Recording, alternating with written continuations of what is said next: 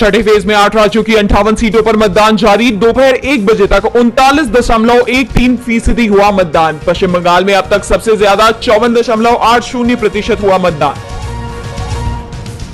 जम्मू कश्मीर के अनंतनाग में मतदान के बीच धरने पर बैठी पीडीपी प्रमुख महबूबा मुफ्ती, पुलिस पर उनकी पार्टी के पोलिंग एजेंट्स को जबरन हिरासत में लिए जाने का लगाया आरोप।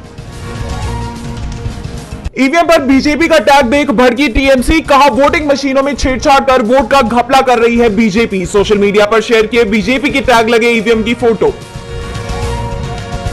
कोयला घोटाला के आरोपों से घिरा अडानी ग्रुप ऑफ इंडस्ट्रीज, 21 अंतरराष्ट्रीय संगठनों ने सीजीआई को लिखा पत्र, कोयला आयात मामले की जांच तेजी से निपटाने की appeal. PM Modi versus Rahul Gandhi, दोनों नेताओं के बीच पब्लिक डिबेट की उठी मांग को लेकर जयराम रमेश ने पीएम मोदी को घेरा, कहा 56 इंच के सीने ने अभी तक निमंत्रण स्वीकार करने की हिम्मत नहीं जुटाई। पुणे पोर्शे केस में आरोपी का दादा गिरफ्तार, पोते को बचाने के लिए ड्राइवर का फोन जब्त करने और 2 दिन बंगले में कैद रखने के लगे आरोप। गौशाला में खुदाई का विरोध, मुस्लिम समाज ने काली पट्टी बांधकर पढ़ी जुमे की नमाज। मुस्लिम समुदाय के नेताओं का कहना, सुप्रीम कोर्ट के निर्देशों का हो रहा है उल्लंघन। आरजेडी नेता तेजस्वी यादव ने फिल्मी स्टाइल में बीजेपी पर बोला हमला, कहा टन टनाटन टन टन टारा, बीजेपी हो गई 9-2-11। जबरन रिटायरमेंट के आदेश से राजस्थान में मचा बवाल, कर्मचारियों ने भजनलाल सरकार के खिलाफ खोला मोर्चा, आदेश को बताया अलोकतांत्रिक।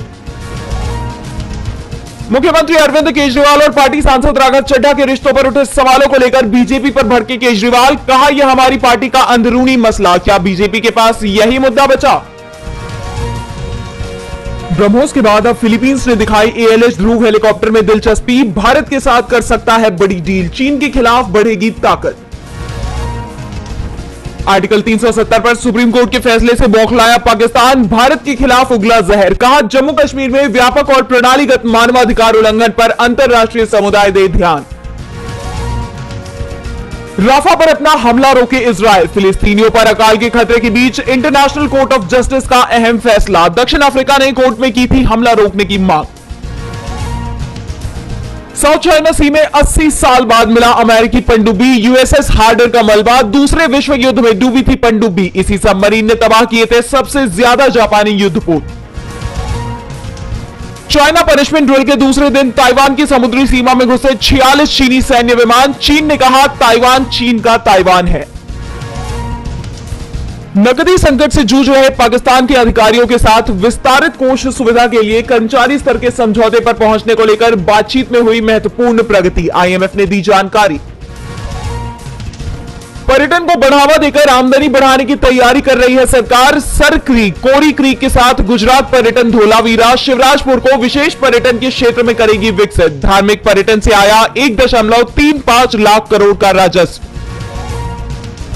भारतीय महिला कंपाउंड तीरंदाजी टीम ने जीता गोल्ड, फाइनल में तुर्की को हराया। आर्चरी वर्ल्ड कप 2024 के फाइनल में भारत की परनीत कौर, अदिति स्वामी और ज्योति सुरेखा वेन्नम ने लहराया जीत का परचम।